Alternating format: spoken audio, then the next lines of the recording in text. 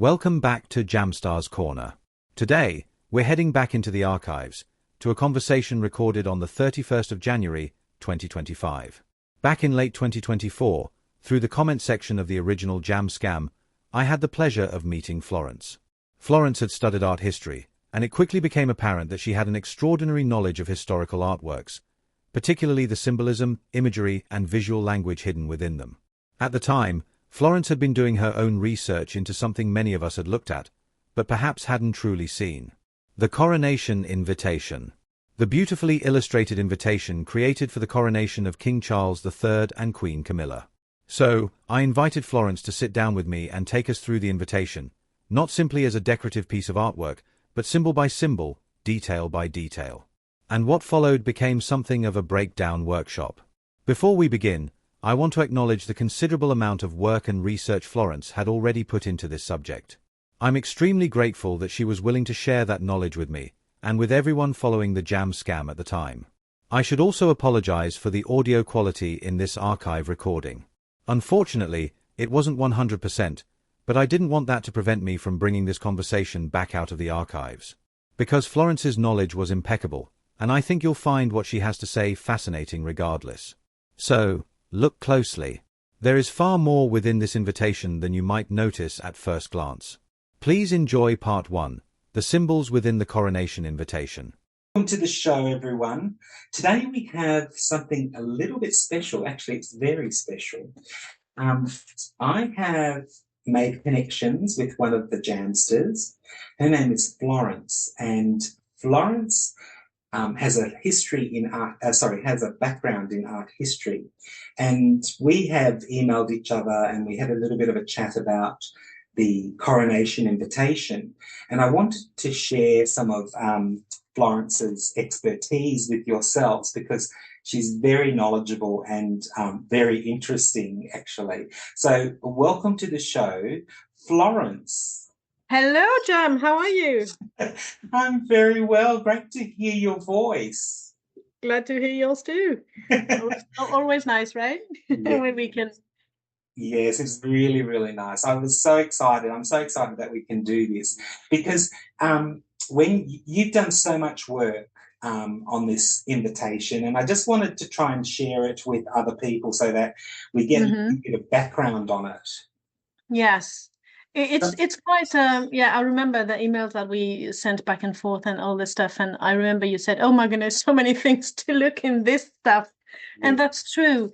It's a beautiful piece of art, really. Yes. It's absolutely stunning. And so I would like to ask, and I think you're going to put that up on the slide. Several documents were produced around the same time ahead of the coronation. The first, of course, was this invitation that everybody has seen. Yes. And there's another document that is less seen, but it's called the Roll of Claims and Proceedings. And I'm going to go through that a little later, but just very briefly, just to see the difference. And on the slide, you're going to see the difference. So one document is really very personal to the king. That is the invitation. And we're going to see that there are plenty of things to look at and to unpack. Okay. The document on the right is what is called the Code of Claim. So it's like a recapitulation, a very concise document that packs the things that needs to be known about this. And this document will be archived like the ones that have been done for the previous monarchs. So the document on the right is a bit more what we expect in terms of protocol, right? And this is the one that's going to go to the archives. The documents on the right, which is the invitation, has been done in really as a free form for Prince Charles according to his pleasure and will. Yes. So this is what I wanted to put the two side by side, because later on we're going to have a look at the different coronation invitations that the previous monarchs have been issued to invite the people to their coronations. And you're going to see that it's also quite a stir away from what has been done previously. Yes. So It's really like there is quite a marked difference between the two documents. yes, yes. One is really, as we said, very protocol and reading. If you see, even the coat of arm of the king is different. It's a bit different. You see that the lion in one on the left is a bit more fleshed out. Yes. The other one is a more skinny. It's much more of the traditions of the ancient, not the ancient, but the previous printings of such coat of arms that has been done Yeah, previously. it's very different. So the role of claims and proceedings is actually a formal and more correct document. The invitation is really his interpretation of it, or it's a bit more casual. Yes, we can say that because when we see at it, that's what jumps at us. It does look Right? like that. It does look like that. It's probably because for the ones that goes to the archive of what's pertaining to the British monarchy, things might be done a certain way and respect certain rules. So you can't depart from those rules. Yeah, yeah. And so this is why on the document on the right, you have the crown, that is the crown of Edward the Confessor, okay, that he had done for his coronation. And this is the crown that we all have in mind. And Elizabeth had this crown on her head. You know, the crown, yeah, you see, it's kind of protruding a little bit towards towards the sky on Yes, either side, yes, whereas the one on Prince Charles there, it's more arched. And yes, the same goes with the one of the Queen. yes. So this purplish crown that we see at the bottom of the roll of claims, it's the true crown of Edward the Confessor. Right. Okay, this is the one that we see in all official documents, stamps or whatever sometimes.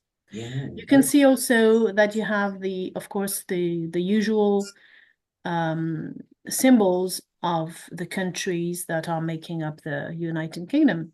You've got the thistle for Scotland, you've got the Tudor rose, the Union rose it's called because it's a white rose inside a red rose, Yes, the red, the which two. symbolizes, of course, the two roses that have been reunited after the War of the Roses, Yes, the red rose of the Lancaster and then the white rose of the Yorks. yes. You have the shamrocks for Ireland, well, Mhm. Northern Ireland exactly. Mhm. And you have, instead of the daffodil that we see on the invitation, you have the leek, which is also the symbol of Wales. Right. Oh, so And the invitation, the yellow daffodil represents Wales? yes, those it's also one of the symbols of Wales. Just like, for example, you have the shamrock for Northern Ireland, and Yes. you also have sometimes the hop of Ireland, which is seen here in the coat of arm of Charles on the top. Oh, the harp, You yes. see Yes, the yes, half down quarter yes. on the blue Yes, background. it's got a blue background. Yeah. So that said, I would like now to focus a little more on the invitation per se. Yeah, sure. So first thing, when we see a work, this is a work of art, really. It's been done by an artist that is well known. And it took him 1 month, according to the interview that he gave, to produce this piece of art, which is no wonder Yeah. because there probably has he probably had to submit the piece of art at several stages to get the approval of the king, Yes, of course. Yeah, yeah. right? Yeah. And he produces this piece of art because it was a commission. So he has a specific, the spec sheets Yeah. when you want to have certain things, and then yeah, you have to deliver on those things. So this is why probably it took so long to do it. Maybe to do some adjustments. Yeah. And we can think, I mean, I don't know if you paint or do Yes, yeah, I do. art or stuff. I'm an aquarell, I'm a watercolorist myself. And so aquarel, no, not aquarel, watercolor takes a long time to do sometimes because you have to be sure that you proceed by step. And this is, I don't know the exact dimension of the invitation that was sent, but it's probably less than I'd say 15 centimeters by 15 at the most. Okay. Yes, yes. Yes, it would have But been like a, yes. this is what came through the mails for the through the mail for the people who've been invited to this stuff. Yeah. But we can probably speculate that in order to get the details, and then if we zoom in, we're going to see that you have very little tiny pieces there, like the forget-me-nots, the little red flowers, the delicate details on the bumblebee and stuff like that. So probably the piece of art, the original, must have been a little bigger. Definitely. That's how I would have functioned to do this. Make a big one, and then you can reduce without losing any details. That's right. So the impression that we get when we look at a piece of art is that we have the general impression at first. Okay, we see something, we grab something out of it, we recognize the thing for what it is. If it's a painting, you can see if it's the crowning of Napoleon, if it's a gentleman nobility under English countryside with his lady and whatever, you can see what it is, right? Yeah. And then, so that's the first impression. The second thing that we see is what the feeling we get that is produced or conveyed from the image that we have to see or that we see. Yeah. So that's the second. And then the third thing is how we feel about those things that are, brought to life within us by the observing, by seeing this piece of art.